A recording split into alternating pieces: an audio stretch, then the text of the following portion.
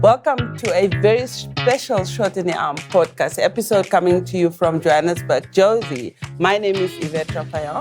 And I'm Ben Plumley, and this is the podcast about innovation and equity in global health. And yes, this week we are in Johannesburg for a number of World AIDS Day related podcasts that we're doing.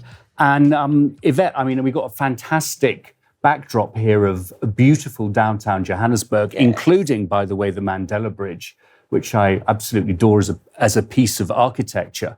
But what the hell has been happening with the weather here? It's been freezing. You brought it. You brought the English weather. It's usually not this grey, Ben, so please cheer up. Well, I came from California, of course. Yeah. Ben, so today we have a very special cast of characters would be the right way to describe it. Yeah. Yes, very special guest, our MTV Staying Alive family. So tell us about it today. Yeah, absolutely. Well, we're here, all of us, as MTV Staying Alive Foundation. It's a really big week for us.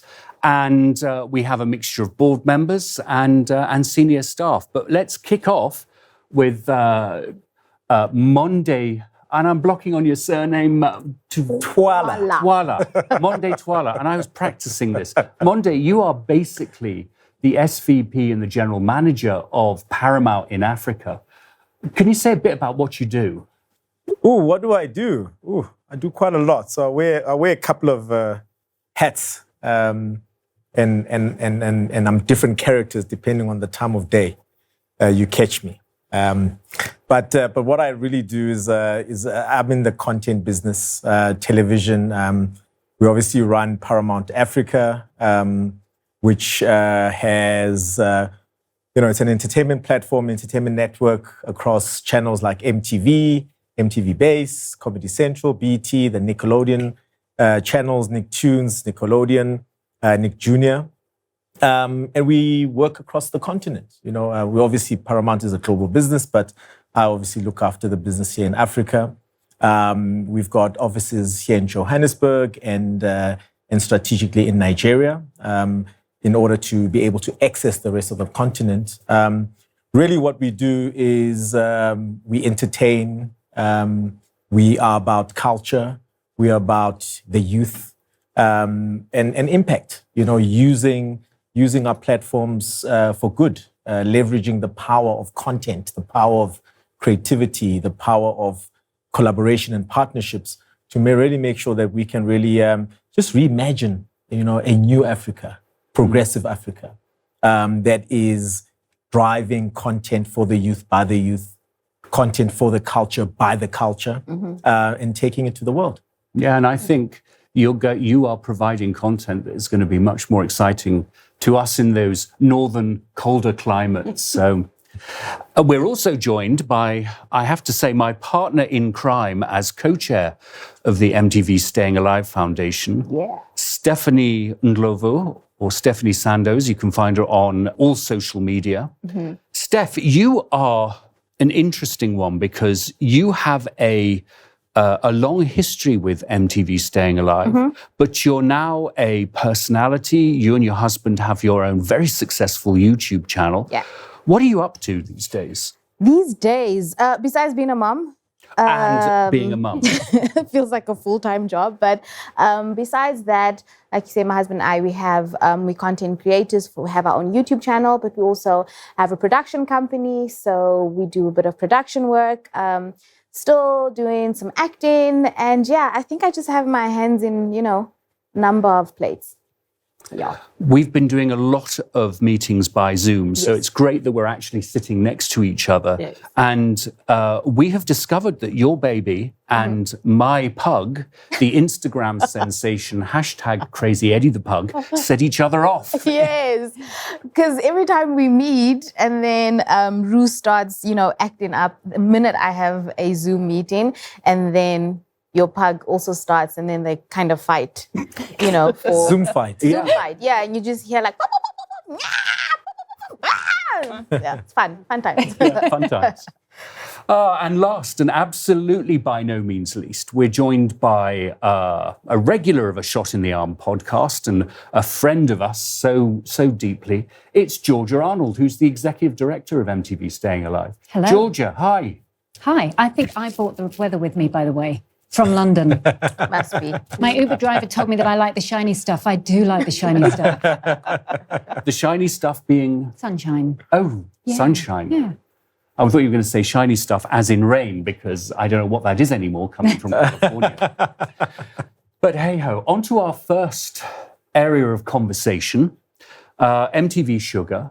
One of the primary foundation stones of that is the MTV Sugar series in South Africa, Sugar Down South. And I'd love to get your all senses of, what we're seeking to do with that, the kind of ground we're trying to break. But I mean, Yvette, you and I, we've been on the front lines of fighting HIV for too many years. What do you see as the sort of set the ground for us? What do you see as the sort of the challenges that youth programming such as MTV needs to tackle these days? I think one of the things that we have to focus on as MTV Staying Alive is the reality. One of the biggest issues these days for me is mental issues for young people. The issue around mental issue, the issue around some of the things that they really face. Poverty is a big thing. I say this a lot, we cannot deal with HIV unless we deal with the structural drivers. We have to start thinking about the things that they face, which is abortions, things that are really not spoken about, not even in families. But if we can bring that out in something like MTV Staying Alive and Down South, it would be the greatest opportunity for young people to feel what they're going through is not something that is unique to them or they're doing something wrong, Ben. Yeah. I mean, Steph, this is really where you have possibly one of the most intimate relationships with MTV Sugar, because you were in season 1. I was. So I was in MTV Sugar Down South season 1. I think it was about 5 years. Is it 5 years ago? Yeah. And interesting enough, it was actually the first role that I think launched my career as an actor, because prior to that, I wasn't entirely sure if I wanted to be, in the industry. And I kind of just went there bright-eyed and very, very much not really knowing I felt like I didn't know what I was doing. But thankfully, the team and, the director and the producer was really able to sort of, just set me at ease. So that was my first lead role, which I played 16-year-old Tsulu, and she unfortunately died. Something I'll never get over. Yes. Never, ever, ever, ever get over or forgive. I'm joking. But and she had a very interesting storyline, and I really enjoyed, just immersing myself into the character and into her storyline. And that had the storyline really covered HIV and abuse as well, yes, didn't it? It did. So she was in a transactional relationship with a character called Saul, who was played by Ayanda, and he was a lot older than her, and so the transactional relationship became abusive, and the whole storyline was just around the basis of transactional relationships and how they affect, young people. And not only is it like people think transactional relationships, it's because you want, the latest designer, this and that. But sometimes it's not even, about that. Sometimes in some situations, it's about providing for the family and so forth and so on. So very interesting. And I love the fact that, her ending was based on something that was, true, in the sense that, no one had ever died. I was the guinea pig. So, but I think I enjoy the fact that it was because one of the young girls had, said that this is a reality that we face, young people face, and so someone has to die. And that just shows and reflects what MTV Down South, or what MTV Sugar, stands for, which is real life stories. Yeah. And so you've mentioned this point about real life stories, but for Monde and Georgia, one of the ones that really sticks out to me is Reggie, a young gay guy coming out. And I don't know if you could sort of share the story of how Reggie came to be and just how that played out in South Africa and across the continent? Well, Reggie's storyline is one of my favourite storylines that we've done. Along with Steph. Obviously, along with Steph's in the series. But I actually look at Reggie's storyline from being a mother. And there is a scene that I find so powerful when Reggie comes out to his mum. And Reggie is 16 years old. And what we see first is Reggie coming out to himself and then his close friends and his family. And everyone has a very different reaction. Some are really like, yeah, and so what? Well, you know, this is nothing new. And some are obviously not comfortable with the situation at all. And when he tells his mum and he's been beaten up by his friend, she looks at him and what she wants him to do is get back out there and be who he is. And he says, "Mum, didn't you even hear what I told you?" And she says, "Reggie, I carried you for 9 whole months. I know everything about you." And what was so powerful is, for me, is the love of a mother with her child, that it doesn't matter who you are, you can be anyone, but your mother will love you. And I found that really powerful. What was really interesting about the storyline is here in South Africa, it is legal, not always accepted as the same in the UK, but it's legal to be gay. But with MTV Sugar, we give the content away to any broadcaster anywhere around the world who wants to air it. And so we're here on SABC1, but we also play in countries across Africa where it is illegal.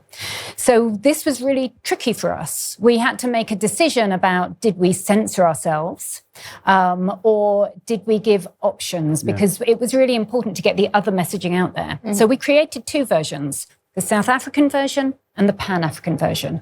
We offered both versions to every broadcaster. The only broadcasters who picked up the South African version was the South African broadcasters. Nah. But on YouTube, we only put the South African version up. Mm-hmm. So what we saw were young people from Nigeria, Tanzania, Uganda, responding to Reggie's storyline. And often it was homophobic content. Mm-hmm. So we were moderating it, but actually we stopped because what we saw was that our audience were moderating themselves. Self-moderation. And it was really powerful and fantastic to see. Yeah. I mean, Monde, so Sugar down south is pretty cutting edge, right? So how does that work from a content creator, a commercial content creator? How comfortable have you been pushing the boundaries? And what has the impact been for audiences in South Africa particularly? I think this is one of the most important, bold, and very progressive formats in terms of just modeling, storytelling. Because, I've worked in this market, and obviously I've grown up. I grew up in Soweto. I'm a Soweto boy.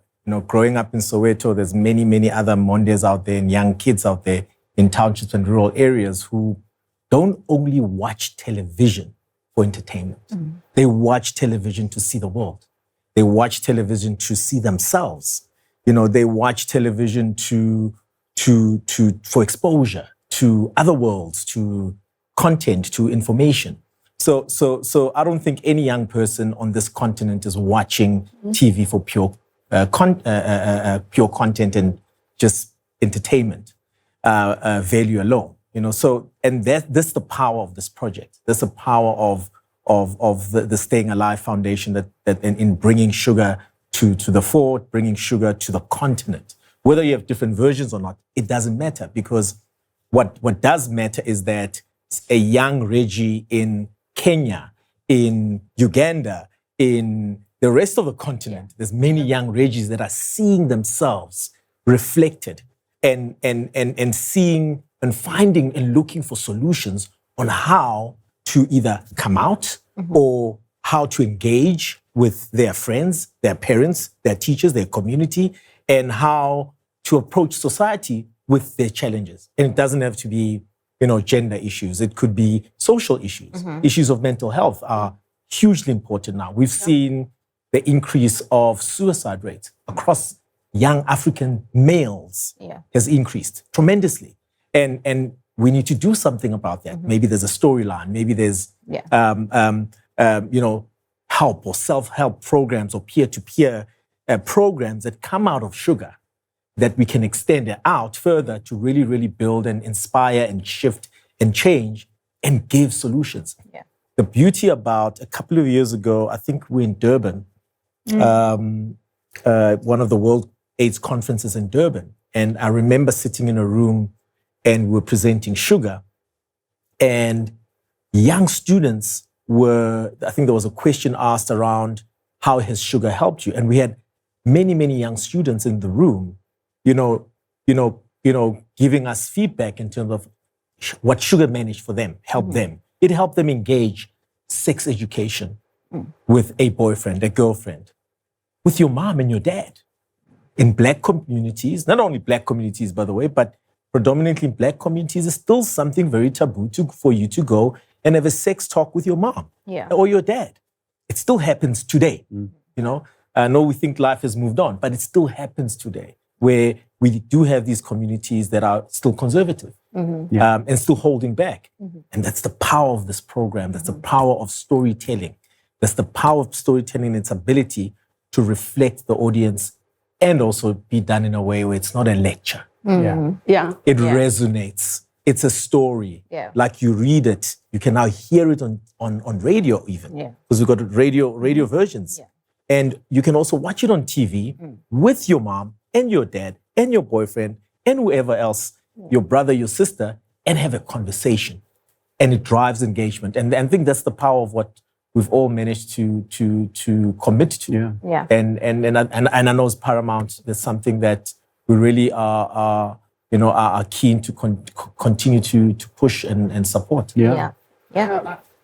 Yvette, this idea of not lecturing, but engaging, telling stories.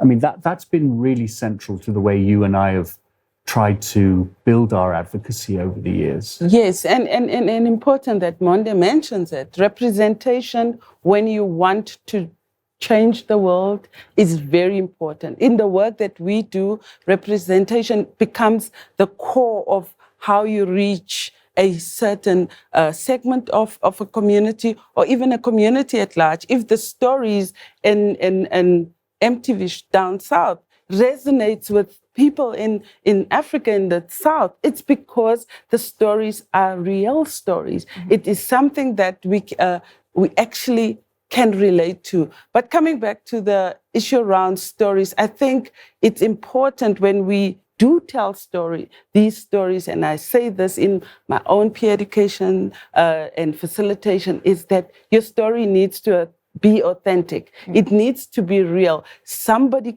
does not have to be able to poke holes in it. It's like Monde is this today and that tomorrow. It's that it has to be an authentic story and people has to relate to it. And that's the power of television. That's the power. When I grew up, I'm very old, guys. I'm 47, Georgia. I might have the idea of what old is, but I literally appreciated edutainment, using education and entertainment to educate. But it's important that the stories are real and authentic, and the people are not all gray, and it represents the culture. And that is what MTV Down South does. It represents the culture. And if I can just add to that, is the authenticity for us is essential, because we do want to create a mirror for our audience. So where we start, I mean, Stephanie mentioned the young girl who told me that, when she watched MTV Sugar, she told me in the new storyline someone had to die. And when I asked her why, she said, because someone always dies in our life. And we do formative research. And actually, I sat down today with a production company who are making the new series of MTV Sugar. And we were talking about, have you really read the formative research, and how are you building everything that young people have said to us into scripts? So we have a fantastic relationship with two young women, and what we've been told is that the queer community want to see joy. They really want to see joy, and that excites me, because I think alongside the reality in our lives, in everyone's life, there is a hodgepodge of emotions that go on, and some of that is joy, and we mustn't ever forget the joy, and I think that's essential to do. Do you know, there's something else about the MTV Sugars that is really interesting. I mean, it's been a sort of a diving board for young actors' careers. I mean, you're the case in point, but there are others as well. Yeah. I mean, there's Lupita, there's Tuso. I mean, Tuso's doing amazing, work across globally right now. And I think that, having MTV Sugar as just sort of the springboard in a lot of young people's career, again, speaks to the fact that it's not just about booking a role. It's about, becoming an advocate. It's about having a greater understanding. I myself have much greater understanding, and I'm still learning about global health matters and global health issues that I would say maybe what I thought I knew versus what I now know is two completely different worlds, and it kind of takes you from the school level, life orientation. I don't know if it's still called life orientation, but anyway, life orientation subject, kind of just touching the surface level of sexual reproductive health issues and all these kind of things, and really diving deep into real life issues that young people are facing, and not just it being part of the curriculum so that we get it out the way and we teach it, but really diving in. And I think those stories, all the stories we tell, aids that communication and that conversation, and so young people are able to go from the classroom and watch an episode of MTV Sugar and be informed on a much higher and deeper level, which I think is really gold. I think it's really helpful.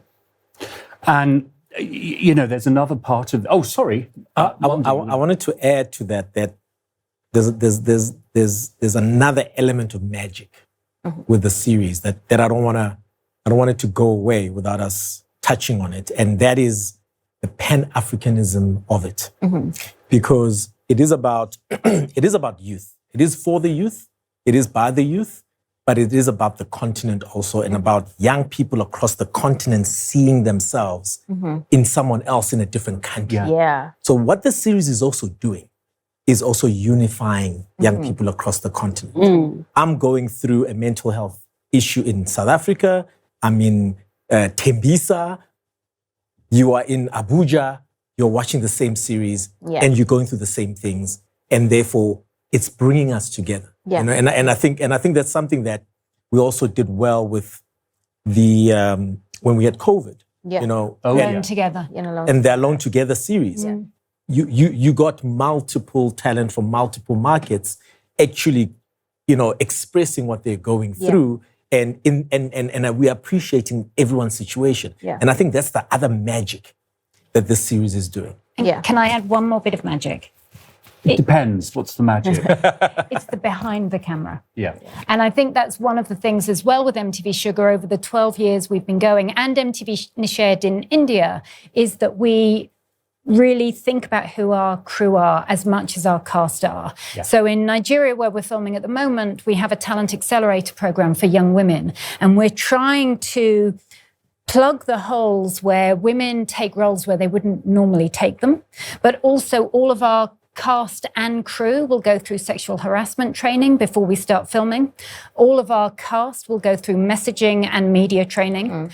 And then what we've started to introduce, and I said to Stephanie yesterday, what we really should have done when Stephanie was on set is have an intimacy coordinator. Because I remember watching the footage when Sulo and Sol were, when Sol was raping Sulo, and it was an edit, and I didn't know Stephanie then, and I phoned her up to ask if she was okay. Yeah. That's not good enough on our part. What we do today is have an intimacy coordinator to make sure that particularly the young woman, but also the man as well, because I know that Ayanda, who played Sol, it was really difficult for him, that they know everything they're going to do. It's choreography, that they are comfortable with it, and if they're not, they can say so. Yeah. And so I think we've really established ground rules in the media industry about how to work in the right way. Yeah. And that makes me happy as a feminist, as an activist, that we are learning from our everyday experiences as a program. But also importantly is that I don't want us to lose also the part that I'm very passionate about, which is the peer educators part, is that even though MTV Sugar, and there's a lot of question about the impact of mass media. I come from the communications world and I know that with the peer educators program, you are adding so much value. I sometimes get onto social media and I see young people just in South Africa interacting on the social medias around what played and what how they feel and how they're participating in the program. And that is a gem in itself, is that people can actually talk about what they saw in the previous episodes. Or did I get it right? Was that rape? Was that... How do you feel that when that happened? Because it's a lot of things that this program brings out. It brings out, it can sometimes be triggering, but by having the peer educators around it, it gives an opportunity for community to have those touching points. And I love that part about it. And great engagement. Just want to say congrats to the team. I don't know if it's magic, but for much of our viewers and listeners, we all work in the public health field, global public health field. And so, and I've said this to you in the past, Georgia, the bravery of MTV Staying Alive, saying to the Gates Foundation, saying to the World Bank, saying to academic institutions right across the world, come in and evaluate us. Show us, let's show you how this is working, what impact it's having. I think that's incredibly brave and has been a real hallmark. And just very briefly, Georgia, could you describe how that has played out? Yeah, I'd say when I started MTV Staying Alive, I persuaded some very brave funders that on the basis of my gut and having the use of the MTV brand, if they invested in what we were doing, that we could help change lives and give young people, lay out the choices that they have in their world. But today, you can't really act on your gut. The communications world has changed and you have to be able to prove impact. What we've seen in the last 12 years with MTV Sugar is all of our sugars to date have been evaluated. And even though all the evaluations are different, what we know is if you've been exposed to MTV Sugar, whether it's South Africa or Nigeria or Kenya, you're twice as likely to get tested for HIV. We know that young women are 55% less likely to have chlamydia, and that young men are more than 20% less likely to think that it's okay to hit your partner. Sure. Yeah, that is really, sort of really gets you there, doesn't it? But, things can never stay the same. They always have to change. And that's one of the reasons why we're here in Johannesburg this week. We got two bits of news. I guess, Georgia, you're the one to tell us. Am I getting a role? No, you're going to get your role in a minute. Okay. I thought I'm getting a role in MTV. Yes, MTV Up North for older people, starring Yvette and Ben. By the way, we think it's really important to have older role models in our series. It's not just about young Please people. talk to him. Yes. Just tell him. So anyway, so first bit of news. Oh, first bit of news. No, I'm going to ask you to tell me. Have I got this wrong? No, you haven't got it wrong. This is the way Georgia and I interact. Always has been since we've known each other since the mid-90s. But the one thing I'm just really excited about, given that I'm now an American at the end of my sort of journeys, and I'm based in the United States, and I'm a US citizen, it is possible that MTV Sugar may finally be coming to America. It is. We are announcing that Sugar Baltimore has been greenlit by CBS Studios to be developed. So I'm not getting too excited because the development process is a process. But what's really exciting is that this format that is birthed in Africa, that is African through and through, is now going to be in the US. Called Sugar Baltimore. And it will look very different in the same way that MTV Nished in India looks very different, but it will also have the essence of what sugar is. Yeah. And I'm so excited. And it's been something I've been working on for quite some time. And we've broken through, which is fantastic. Yeah. And I wanted to ask you, Monde, about this, because to me, this feels like MTV Sugar Down South tells MTV Sugar Up North how it's really like and how you learn from those experiences. And to your earlier point about the dynamism, the extraordinary vibrancy of content creation happening in different parts of the continent, how do you see this being perhaps the vanguard of a broader movement to bring this creativity to perhaps slightly tireder markets?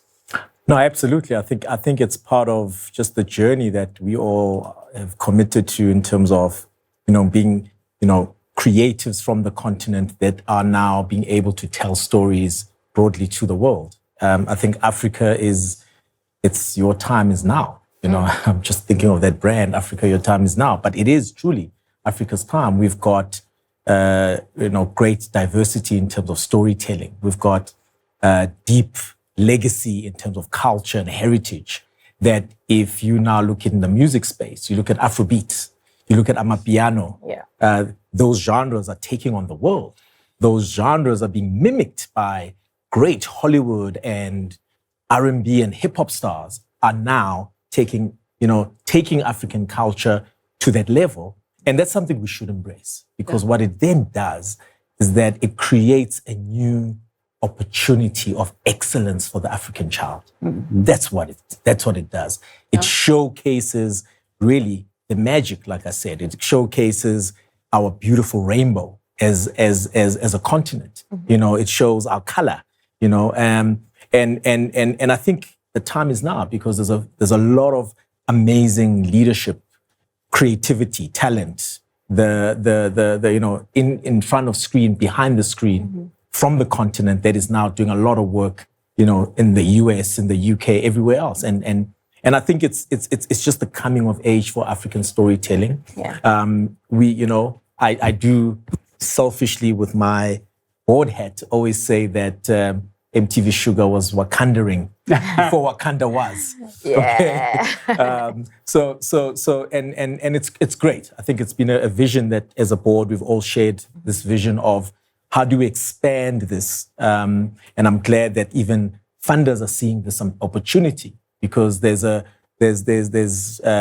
Black British community out there that needs to be heard and seen. Mm. There's a African American community out there that needs to be heard and seen differently. Mm. And home is where it is for them.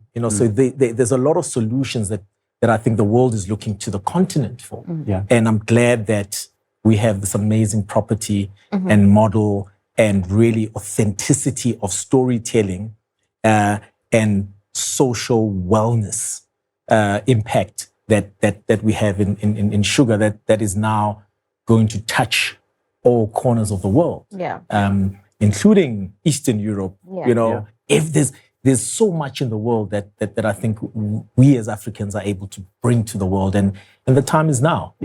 Yeah, totally. And there's one other announcement. Earlier in the week, Steph and I had to put a statement out to the world. But we should, let's hear it from the horse's mouth. Yes. I was hoping for some tears first. Real tears. He's been holding him back, believe me. So, next year is our 25th anniversary on the 1st of December. And at some point next year, I will be stepping down as the co-founder and executive director. I guess I always get to be the co-founder, which is lovely, but it is time. I believe that I'll be leaving the organization in a really strong place. We have campaigns going on in South Africa, Nigeria, India, possibly some more to come. And hopefully Sugar Baltimore will be in production. Yes. And I think it's the best time. And my hope is that the board will find an incredible person to take over, who is someone who has the experience of the communities that we work in. And I think that, when we talk about authenticity, when we talk about lived experience, for me, what you were saying before about how Africans, it is their time, that they're coming out, that they are finding their place where they should always have had their place. My hope is that we will see that here running the organisation. Yeah. Well, I know we wish you the very best, and I can't wait to see what you do next. Yeah. But I mean, Monde, Yvette, Steph, and I, we're going to be, we're very optimistic we'll find a super successor to you. But Yes. how are you feeling about it? I'm devastated. I'm joking. No, I'm very excited. I think that I've known Georgia for, I mean, not as long as you've known Georgia, but for long enough to, to kind of be excited for you and with you. I think that you've done an absolutely amazing job with the organization thus far. And so, yeah, I think that it's time. And I think that it's an exciting time for the organization to be able to transition and for someone else to step in and, introduce new, some new things that maybe we haven't even thought of and take the organization in possibly a different direction or in another direction that, could be also able to elevate the organization that much more. So I think I'm excited for you. I'm excited with you. And I think that it's not the last that we're going to be seeing of you, or being in touch with you. So I think it's great news. That's how I feel. And maybe the successor will find a role for my sister's spin-off series. Yes, but I need to say to Georgia, congratulations on making that step. For me, it is a brave step as somebody who is also a founder. And just when I left the organization that I founded, I thought, how are they going to survive? And they're surviving okay. And maybe that would be the part where you feel in your own history, in your own personal space that I did something there. I did it when the time was right for Africa. Yeah. Cost. You've got the role. Got the role. So look, we're coming up to the top of the hour. Is there anything that we've missed? Anything that you'd want to add? I just wanted to also just thank Georgia, to be honest, just personally thank Georgia. I think, it's been an amazing partnership with Georgia. Of course, from the MTV side of things, from the Paramount side of things, she's been an important cog to bring us along as partners. Yeah. And we continue to just commit to this journey.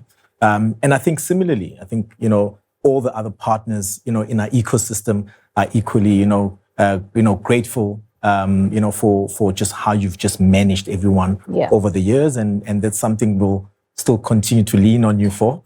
But just a big congratulations and thank you also from us. Yeah. Yeah. Steph, anything that... No, I think I just echo what, Monde is saying. It's just that it's been a great partnership. You okay? The emotion's getting to me.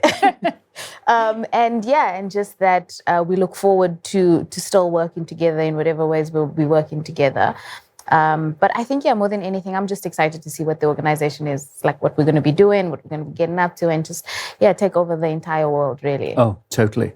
And take over whatever social media town square we may have next year, which doesn't involve the blue bird. So, anything else that you think we ought to cover? Here we are in Joburg. Anything else our audience ought to know about how fantastic everything is here?